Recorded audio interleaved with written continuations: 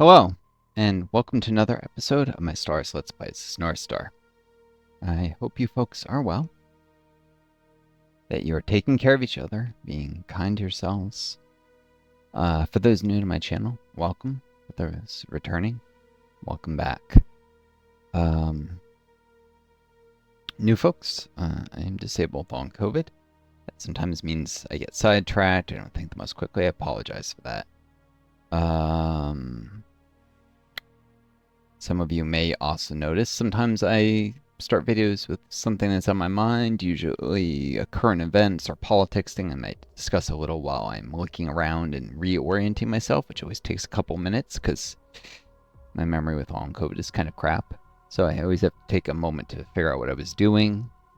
And, you know, it gives you guys a chance to see me look at what I was doing and orient yourselves a little better so you kind of know what's going on in these videos if you're following the series, which is in a playlist so you can easily follow. I suggest doing so. It's organized by the date published, so you should see the oldest videos first and the newest ones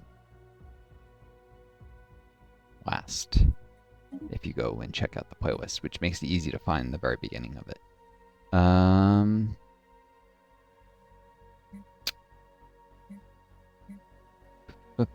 Tsujimiya Station shipyard is idle. I built a science ship there.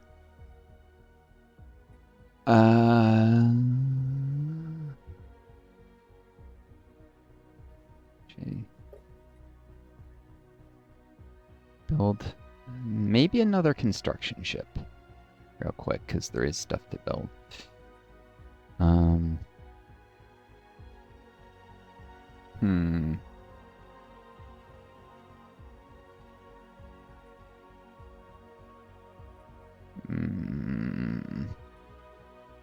Maybe not.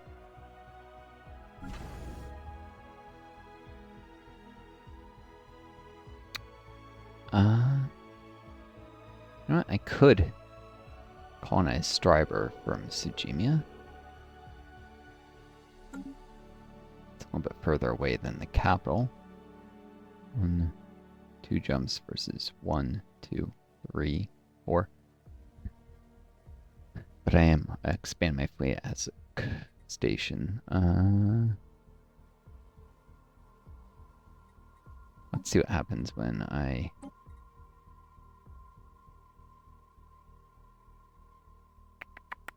Wait, there's an...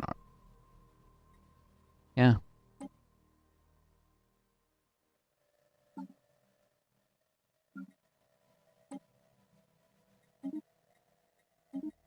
Let's see where that sends from. Essex Station.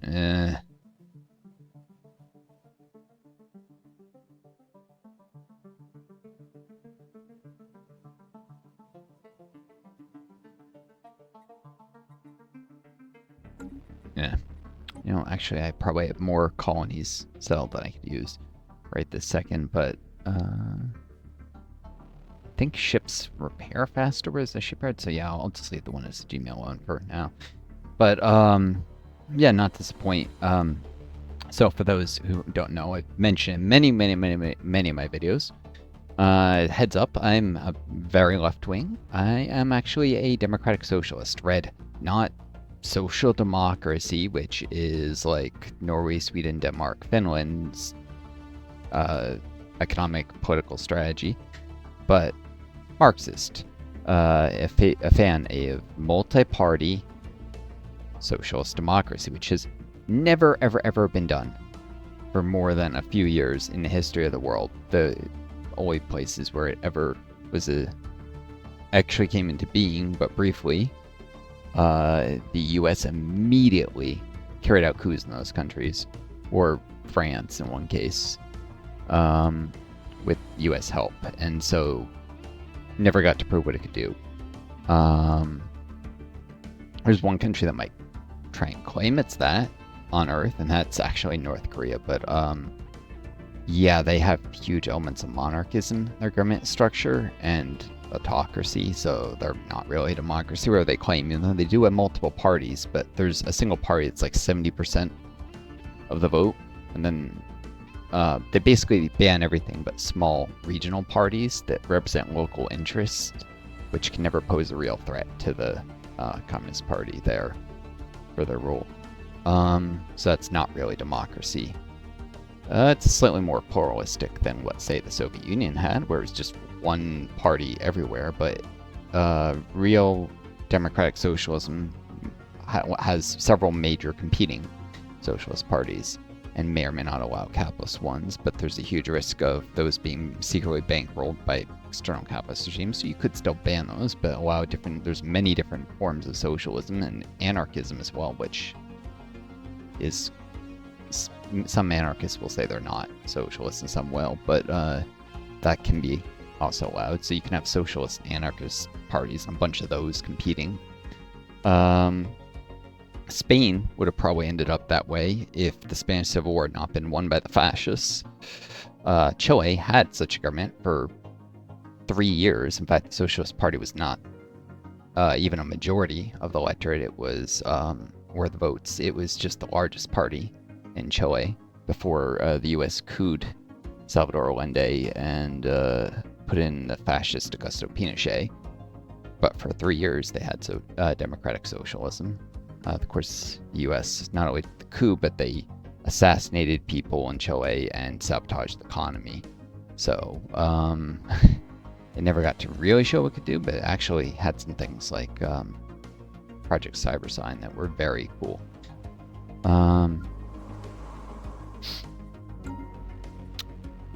Let's see. But yeah, it would be nice to see attempted on the world stage, because it's never really gotten a fair shake. As a democratic socialist, I reject the Leninist idea, as Marxist-Leninists, like the communists, people say, that all socialists should merge into a single party. That's a recipe for corruption, autocracy, and disaster, and is part of what led the Soviet Union to its collapse, although it didn't have to collapse. Gorbachev actually had a lot to do with the Soviet Union's collapse. It might not have happened without him. He empowered some people who wanted to tear down the Soviet Union from within. Actually, Crash Course World History does a thing on the collapse of the Soviet Union. A couple things. One's very simplistic and wrong, but the one that's like a deeper dive is actually fairly good. And if you watch that, it has some serious right-wing bias, that channel, all the time. In this case, it gets it right, and the historian who, well, the history teacher who does that YouTube channel and program talks about how he's not usually a fan of the idea, like, he has a more deterministic view of history, which is actually, ironically, a materialist view of history, that things tend to happen because a large, overwhelming force is not individual men, which is actually more aligned with Marxist worldview, ironically, whereas the capitalist one is more individualist. It believes that great men shape history, and that has partly to do with the idea of ideas existing outside of reality and reality mirroring ideas. If that sounds absurd, that's because it is, but that is the philosophical basis of capitalism, known as idealism. There are socialists who are not materialists, who are actually idealists, just like capitalists. It's known as idealistic socialism, and many of them are what's known as utopian socialists, which those words that come to many people think they mean the same, but idealists or socialists are anyone who rejects materialism and follows the idealist philosophical foundations that capitalism also follows. Utopian ones are ones who believe that the ruling class will just hand over power to the masses someday. They'll say capitalism hasn't worked, and out of the goodness of their hearts.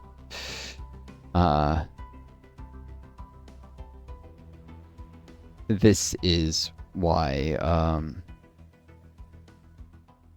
the socialists who followed Marx, who was a materialist, talked about how they were, quote, scientific socialists because they followed the materialist philosophy, which is represented in Stellaris. Spiritualism is basically idealistic. The idea that ideas exist outside of reality, which is literally the shroud in this game. And materialists believe there's no such thing. Of course, in the Stellaris universe, the spiritualists are provably correct because you can actually visit the shroud. And the materialists are wrong. In our own world, it's probably the opposite. The other way around, materialists are provably correct and idealists are wrong. Which is not to say that you have to be atheist to be socialist or anything, although many religions are based on idealistic worldviews. I'm a Christian, I'm a democratic socialist, those things are congruent. It just requires a slightly different interpretation of Genesis. Also, the influence of religion is part of the reason idealistic philosophy is so dominant on Earth, and why capitalism and religion tend to be more intertwined. It's complicated. Enough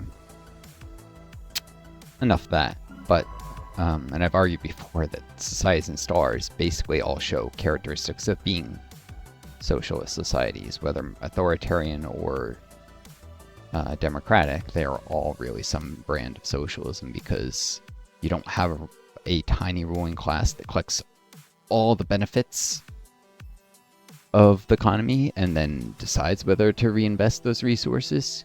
By the way, if that sounds absurd, it's literally how Victoria 2, which is another Paradox game, works. If you don't go Marxist, which you can do actually. In Victoria 3, they got rid of the historical, like, there is no Marx in there, but you can have like great men with names that are suspiciously similar. But in Victoria 2, you could either have a economy that was laissez-faire, where the capitalists just collected all the benefits of the factories in your country and then decided whether to build new ones. You could have interventionists, where you could subsidize factories to try and say keep one open that might otherwise close because maybe you're going to need that factory for an upcoming war. And you can nudge things in the right direction for more overall efficient economy. State capitalists, which is, well, actually a lot of countries start with, where the government can build factories and the capitalist class can build factories, although the factories are run by the capitalists. And then there is a planned economy where there are no more capitalist class, which is actually a very good thing in that game because the capitalists have ridiculously high living standards and they soak up enormous amounts of resources, causing your lower classes to not have enough to live. A lot of times, well, not to live, but not to live comfortably, which was definitely true of capitalism in the 1800s, with the lower levels of productivity and the incredible income inequality back then. And you can build factories and for a lower cost, and they have a production output modifier that's positive in exchange for not having any factories built free. You have to pay for factories you build, whereas the capitalists don't build factories for free either. They just have an internal budget. They can only build factories out of money they've collected from the profits of other factories, and a lot of that money they put towards their own living standards, towards luxury goods, instead of building new factories. So, but yeah, most 4X games actually run on essentially socialist economies, what they call it or not, because the player controls the economy, and the player is an abstraction of the will of the people, usually, in 4X games. This is especially true if your country is a democracy in the games. Although democracy isn't really represented because your pops don't vote, but that makes sense since they're not sentient, and it's kind of hard to represent democracy accurately when you don't have sentient participants in it. I mean, yeah. System survey concluded. That wasn't an ideal pattern of surveys, to say the least. So, it's hard to accurately do democracy, but it's actually, you can do capitalism in 4X games by having a class that controls all the benefits of your industry and then decides whether to build new factories instead of the player being able to choose Or at least builds a lot of them automatically. Maybe you can still intervene. It's done. It's literally how Victoria 2's economy works. So, yeah, anyways. Oh,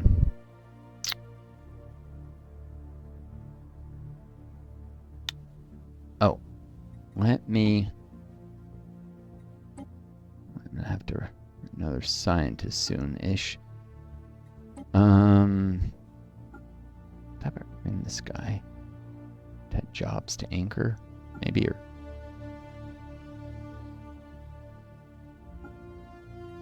maybe I should just do Assault 2 Commander.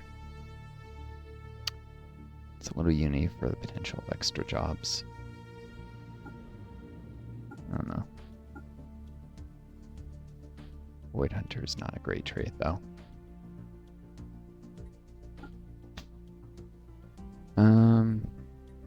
Yeah, I might get Paragon commanders or something that become available later. Might be better to save that slot. Or to recruit a leader from the Marauders someday. What was I thinking? Hold on. Ah, yes. A brief discussion of starbase outputs and such. So I'm working star holds. It's nice. It'll allow me to get more value to my existing star bases, and actually probably want to go further over the capacity, because instead of 28 value per star base, it'll be, well, another 16, so 44 value. 45 eventually when I get another tech over here. And some places can have hydroponics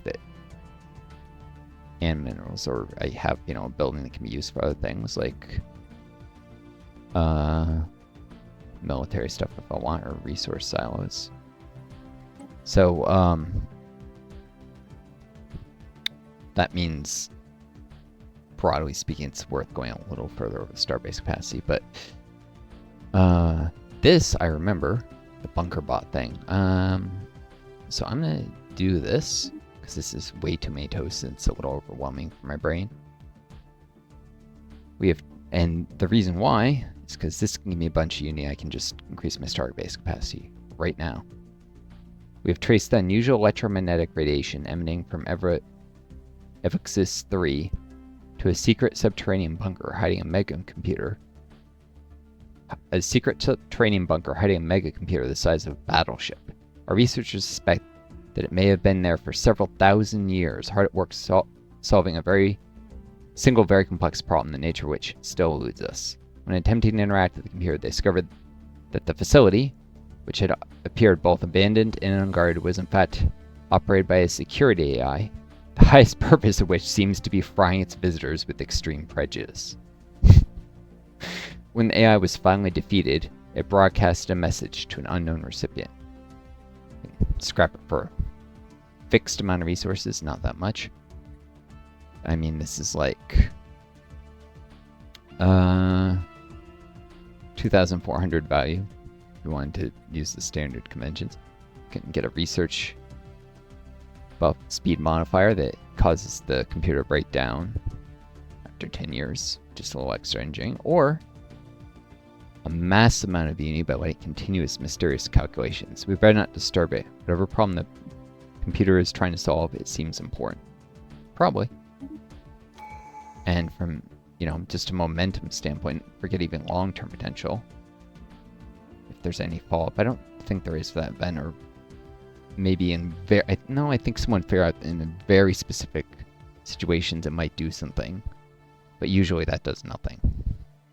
It's like a flag, and someone actually did figure out what it corresponded to. Not mistaken. But it's like something real late game, and it's not a very big impact. If I remember, constant vigilance is ingrained in the wearing consciousness. So long as our guard does not drop, our enemies will never be able to take us by surprise. Starbase capacity, which will save me a bunch of energy. And enable me to go a little further over. So now I'm only 2 over starbase capacity, and it's worth adding probably one more starbase somewhere. Maybe 2. since I'll be able to turn to a star hold. Let's see, in semi-reasonable time. 12 plus 6 plus 6, 24 months to finish out all the slots. It's 30 to this tech. Yeah, it's actually worth doing 2. Because I'll be able to go right into a star hold as soon as, like, I'm already losing time. I'm getting to a fully upgraded star hold. I think I'll actually upgrade here in the Gothra system, which is now cheaper. Thanks to that tradition. I like starbases out here because I'm going to be transferring them to a Prospectorium or release here, which has its own starbase capacity. Doesn't run forward by the borders, but 6 plus 3, 9, so or at least 10 systems, 10 starbase capacity. That's a lot of food and trade value that empire, that vessel will have in surplus, which Prospectorium already pays me some of their income, and then I'll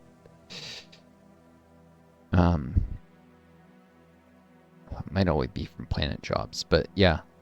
Or I could just release a Scholarium and actually trade them in a more refined manner.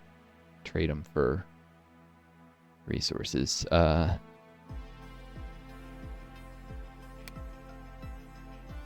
So anyways, probably a specialist vassal out here.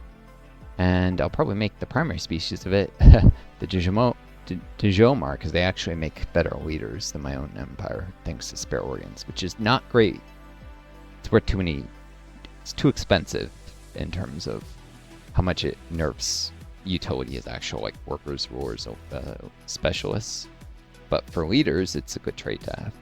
So they can be the ruling class of that vassal instead of my species, which always, the only thing that's relevant to leaders is quick learners, which they have. But they also have this, and nothing that hurts their leaders. So, yeah, I'll have a Dejomar-led vassal.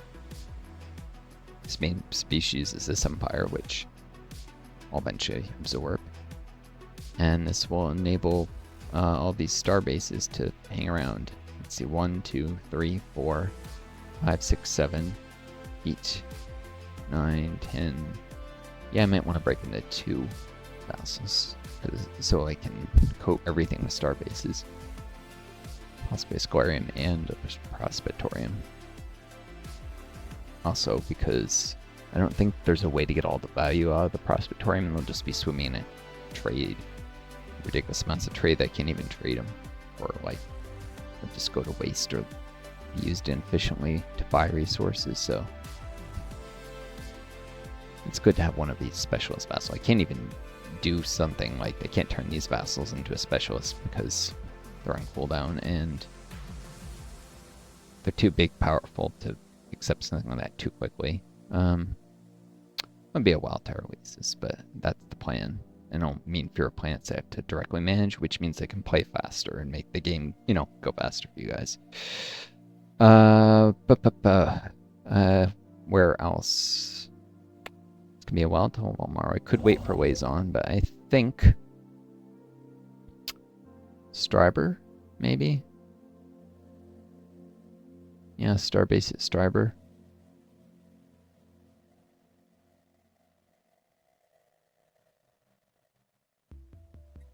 Wait, I don't think I can remove stuff from my capital sector, can I? Oh no, I can't directly, but I can always transfer systems from my core sector. So yeah.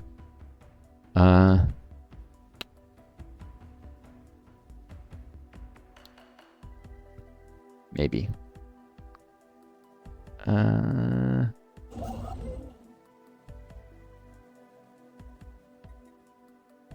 Maybe I just wait for the Wazon, because I might want to actually hold on to Starboard a little longer.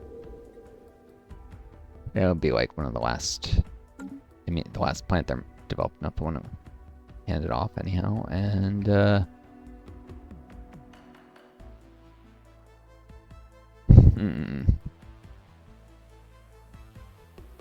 don't have any pops that have high habitability on it.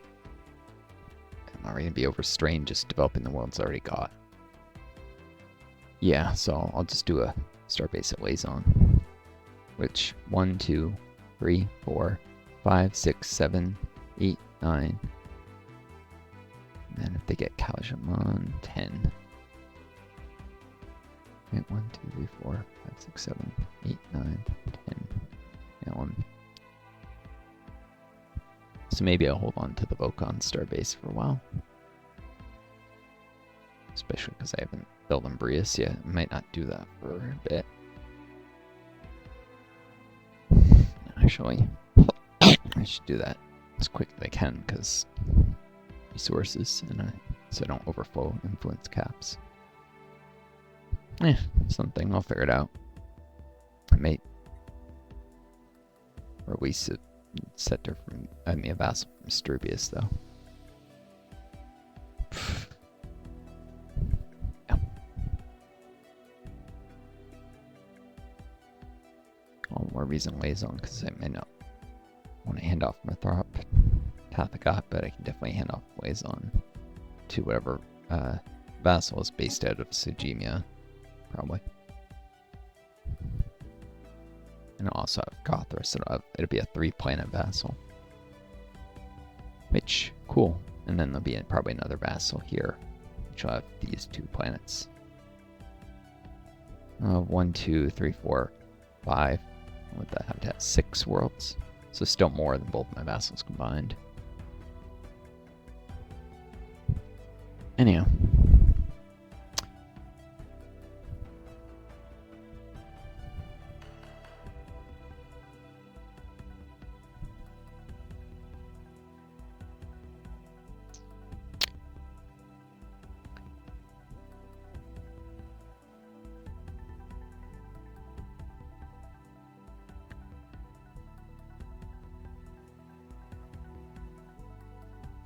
And if I do so, be able to avoid going wicked over the pass. You know what? No.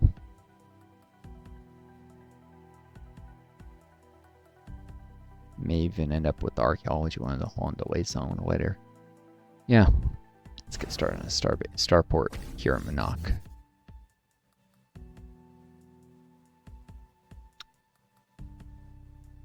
You know, and even with the you know what? Even Selnock, because Star holds.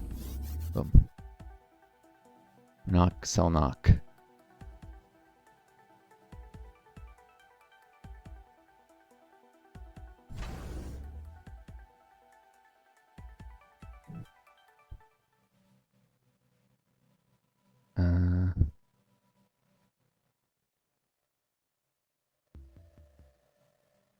Yeah, and Starber. So, starting on 3 more star bases, 4 more. Just increase my capacity too, so we'll go 2 further over the capacity. But that'll be worth it because star holds. It wasn't worth it at starports.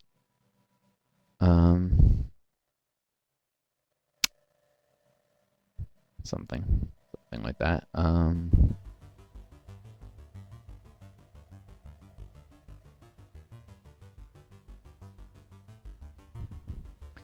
I'll probably release these worlds relatively soon. Sejimia, probably just mainly want to get the specializations in. So it's stupid. The pop growth buildings and the specializations, those stupid vassals, they always choose the wrong specializations. So,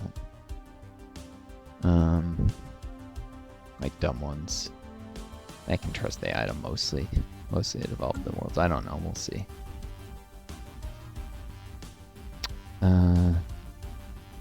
The Jackley probably ask me for something, and then they might, because they're fanatic xenophiles.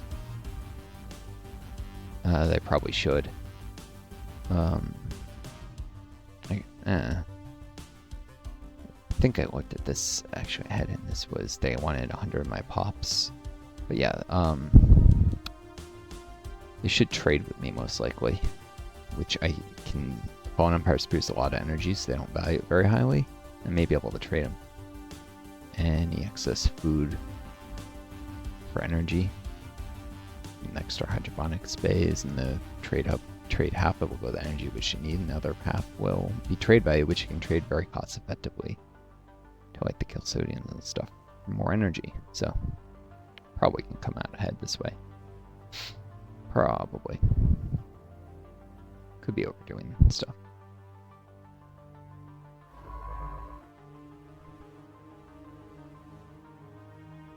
And the Lagrange, as in the Lagrange points. Lagrange, definitely named after those. That's way there. I'll certainly recruit this guy. Need a scientist to work that.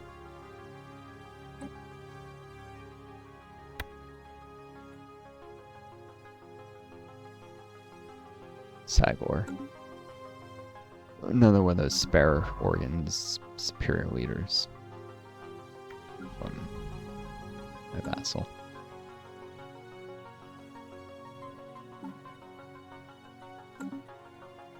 Yeah, this I've seen before. This is the isolate anomaly, so this definitely gives me blue lasers tech. Should try and get it before. I think I have to get it before this is done anyway, so that I don't roll blue lasers against tech options to have something more useful. But it's worth putting off in case I sign a research agreement here. Which I just need some trust.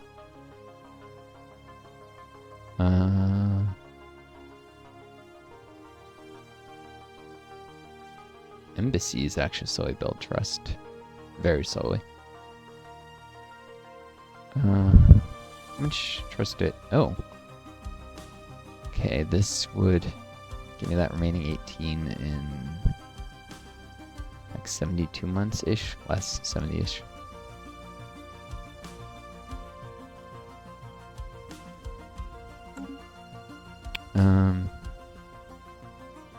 Maybe not worth it. But if one of these empires is, if I finish the language soon and they're friendly, I might do a research agreement. Well, I know I wouldn't have the trust right away. I keep thinking it used to be, you know what? Light show. Science officer Renata Ramirez reports that the luminous waves coursing through the ice, the blankets, MLN3 are of alien origin. Some ancient battle has deposited scattered wreckage from an alien fighter on the frozen planet, and only the exposed core of its main weapons remain intact. It seems this alien race used lasers somewhat more advanced than ones currently in use by Olarian fleets, and the fizzling innards periodically discharge low-powered lasers into the ice of MLN3. The planet's harsh climate patterns prevent the lasers from actually melting the ice, allowing the chilling matrix to act as a brilliant prism. Knowledge is the key to the universe. Yep. As you can see, no longer an option. Blue lasers.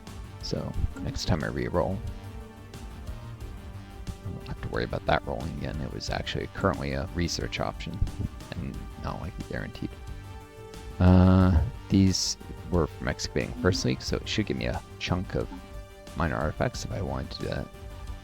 Celebrate diversity again soon, but not real worth it. Genesis projects give me a bunch of uni. This was like the Graveyard Expedition, which can either give me skilled engineering or an engineering deposit in a leader level. And this is Life Electric, which actually now gives, it always gave skilled society research, I think, and I think it now gives a specimen. I think it still does society research. Actually of the xenogeology type, which actually makes sense without, unlike some of the things there, which ought to be intergalactic history. So it'll be in my storage. I won't even be able to use it unless I sell something off annoyingly.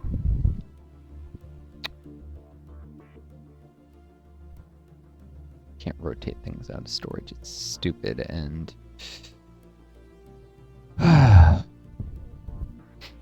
very stupid. Want some better energy shape? I could start on a Grand Archive. It's worth it. I have the tech. Board the Cultist ship shouldn't be there. Already did that. Let's completed project. But anyways, yeah. Grand Archive has energy upkeep. I don't have energy to spare right now. Well, I mean, I have energy, but I don't have... I'm running a deficit already.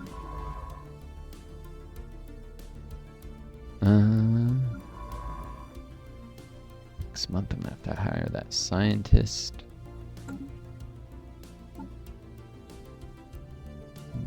These things could be used to get biogenesis.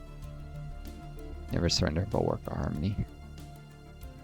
Or I could just start on the mercantile or harmony attrition. Harmony at least reduces pop-up, so it's got a little Mia value, but... System survey concluded. And there was, I think, a tradition off that tree that increased stability. So it could beeline that. I don't know. I think I'd like to see what the more biomorphogenesis situation looks like, even if it turns out it's like slow, and it would have been better off doing harmony first for the greater good. The greater good. The greater good. Sorry, it's a meme. Probably don't. Maybe you guys probably recognize what from though.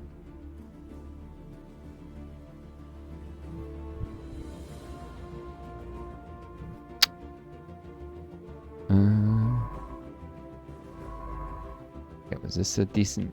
Yeah, because then I was gonna go probably east, flat east. All right.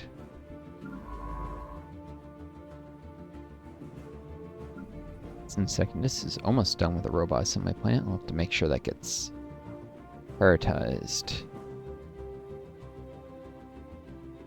Sometimes those jobs don't get filled as... Yeah. I've seen. Wait, where did all these scientist jobs come from? Oh! It must have something to do with having a scientist governor. Doesn't say it does that, but it must be a hidden effect. Where else could they be coming from? There's no research lab.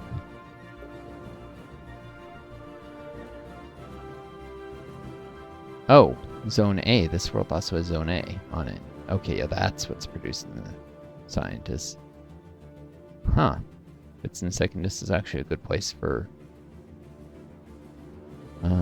Prime is gonna be an ag world and foundry world, eventually with catalytic processing, but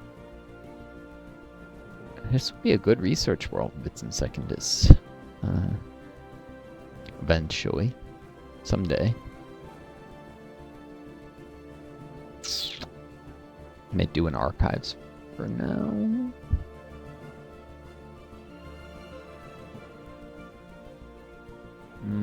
No.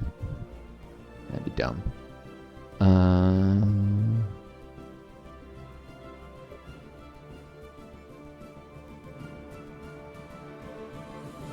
This place is great for physics and engineering. I always like to say I'll probably just do a research district. Put the monument as one of these buildings. Pop growth's becoming less worthwhile than hyper invest in housing and spread too thin to... Can't go really tall with housing in all of these worlds. Probably do a decent amount of it in Prime since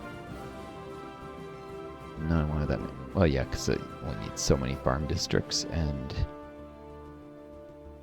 when I go a Grand Idol someday, I will still have a lot of housing. So it's... won't lose that. It'll remain. So bits in Prime probably get a lot of housing. Bits in Secondus be a minor research world. Jimmy has generators, and what am I gonna do with this one? A secondary mining world, maybe with some foundries. Probably another foundry world, but not right away. It's mostly a backwater I won't worry about for a while. Okay. Oh, there's a... Lagrange is in position. Maybe missed a few days there. Let's hire this scientist, because they'll make a good plant governor after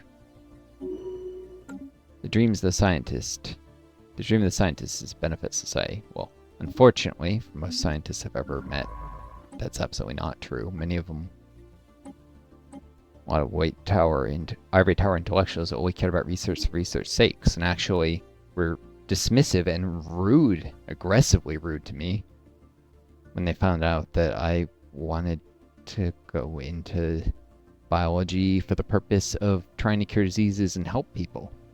Because they thought that's stupid and that's a distraction. Science should just be knowledge for knowledge's sake. And it's like, no, it's incredibly expensive. We don't yet live in a world where there's so many excess resources. Many people are in the U.S. homeless and suffering horribly, barely keeping a roof over their heads. If you're gonna take some of society's resources, which unfortunately it's a given under capitalism, there's gonna be so much inequality that it's gonna be hard to just take money out from the billionaires who can afford it for science. If you're gonna take resources, some of which are ultimately not be spent social programs to help people who are suffering horrendously, then you have to give society something back for it. And you'll still get some knowledge. It's nice for knowledge's sake, but you should always do research with at least some goal in mind to help society. But so, yeah, a lot of these ivory tower intellectuals, I actually hated me for saying that. It's like, screw you. You're arrogant twits who grew up in very upper class households and feel entitled to society's resources. I went to a highly prestigious university, and that's mostly the sort of people I'm talking about. But then I went to a major research university. It was mostly just the graduate students who felt that way, and there was a little more acceptance of science to help people. So I'm most talking about where I went undergrad, but in grad school I still met a lot of people like that. It was somewhere not as prestigious for undergrad, but grad school is still a very good place, but somewhat different culture, and I appreciated at least academic culture there more. So, it's kind of in the middle of the country, and it's like I ended up stranded in a rural area after grad school. That sucked, but that was not because of stupid fly. Alright.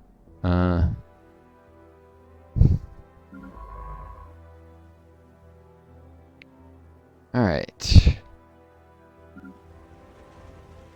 A lot of colleges are in little college towns in the middle of nowhere, so whatever. Oh, this science ship has reached the capital system of this empire. Get a sense of the hyperlink network was the idea. Boom. We're just going to keep pointing the science ship this way. Mapping out systems and finding what's beyond, to meet new empires. To meet new people and trade with them. I'd like to meet new empires and conquer them. No, to meet new empires. These are way too far away for that anyways. And trade. Hopefully. Or exchange knowledge. Maybe find a future Federation partner, because the Otagon are probably never going to form a Federation with me or join my Federation. Unless I do a hegemony and force them in, which is probably what I'll do. Let's make my first Federation a hegemony, but I'll need someone I can form a Fed with. So unless I want to make one of my vassals fully independent so I can federate with them, which I could do. What I could do is have most of this area Prospectorium, and a little Scholarium, and then eventually give the Scholarium full independence. They'll have some nice scientists with Scholaria traits from their time as a Scholarium, but also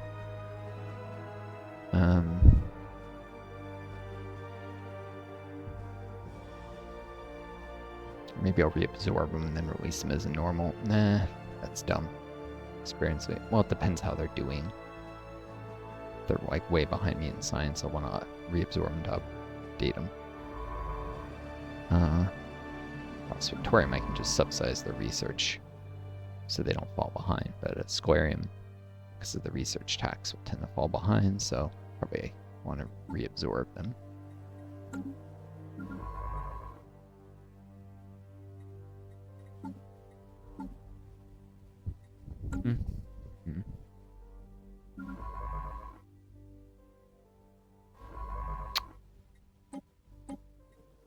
Boom, boom, boom. Boom.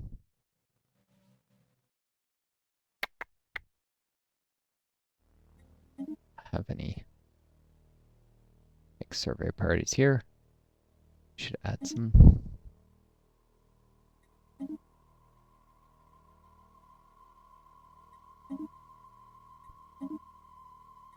Being buzzed by a stupid fly. There's way too many of them in this apartment. Noxious. Noxious shit.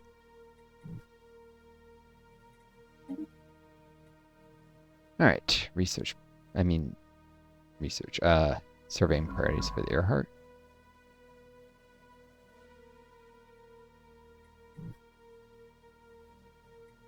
And the James Cook. Ooh.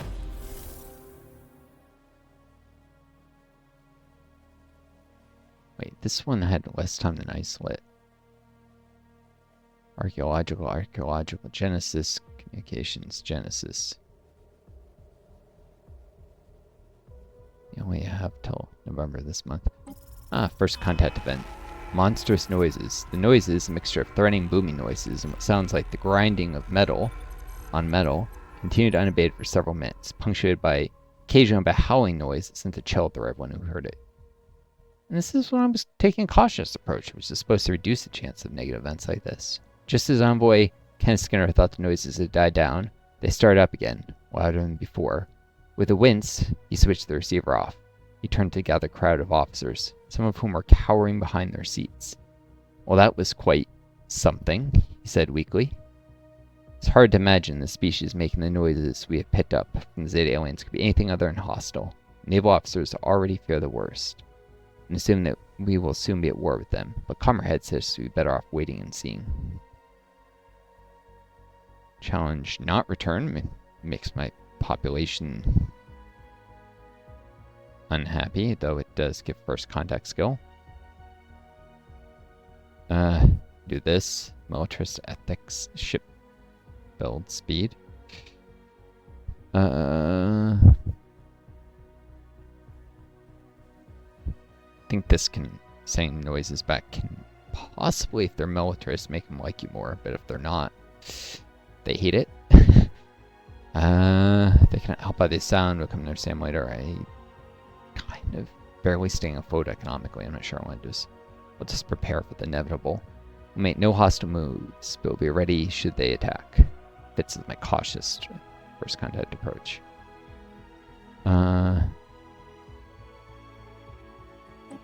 Ship build speed will be useful as I actually need to do a naval build-up, so.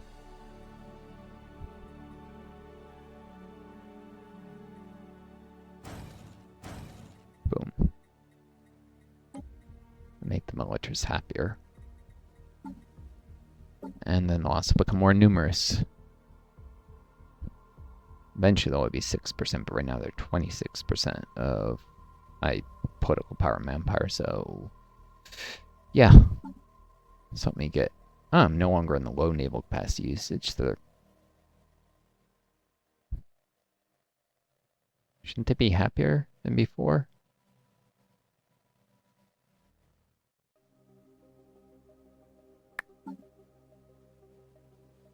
I'm gonna run out of solid liquidity, so eventually be happier than the pacifists. But yeah, if I can fill up my naval capacity usage, they'll be happier. They'll no longer be unhappy. The happier pops are, the more their governing ethics attraction, I think, or maybe that was eliminated, but if it's true, happier militarists will be more likely to become pacifist or authoritarian or spiritualist. Pretty sure the per pop attraction is influenced by how happy a pop is.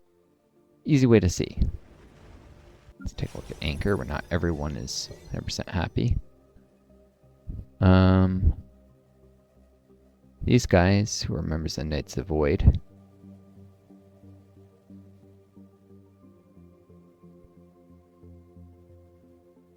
faction, have 42, 38, 10.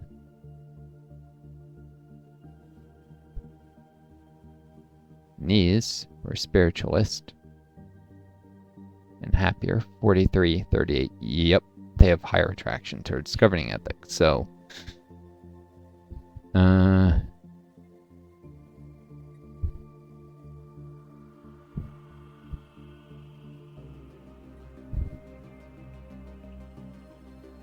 these are the same, and they're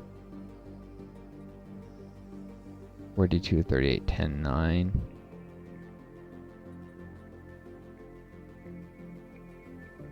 Happiness differs.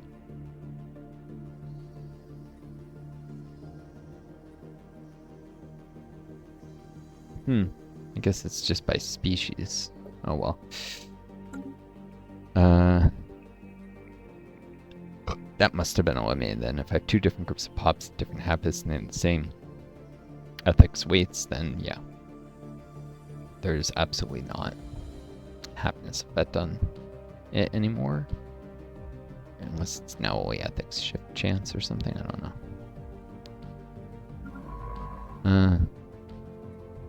Yep, so doing the cultist warship debris with Sagor would be terrible. Anything else but special projects don't care what the scientist level is, so there's only level 1. Then I'll eventually be the governor of Sejimia, so I can just switch. Won't be too long. 8 months from now.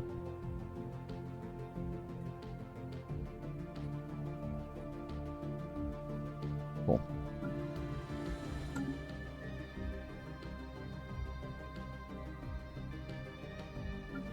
Took us about to finish their last city district. About time.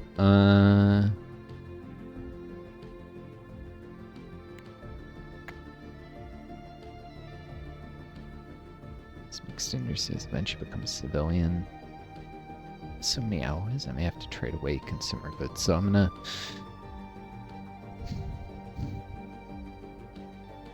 should I start?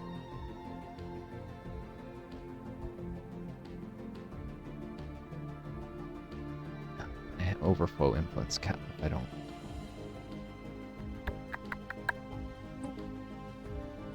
Mastery of nature next. Should have been added to build queue. Yep. You can see it actually instantly. Oh, no, that makes the pacifist unhappy. I'll wait to do it until the city's done. Because lowers my energy too far. No, so definitely don't want to queue it up yet.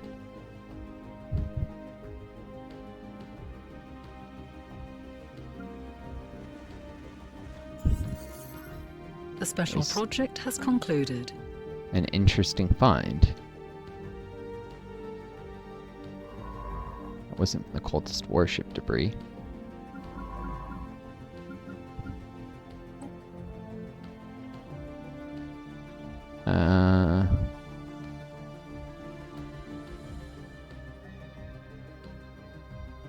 Derelict ship is there, wasn't that? What was this again? It doesn't matter. Interesting, it's probably science, so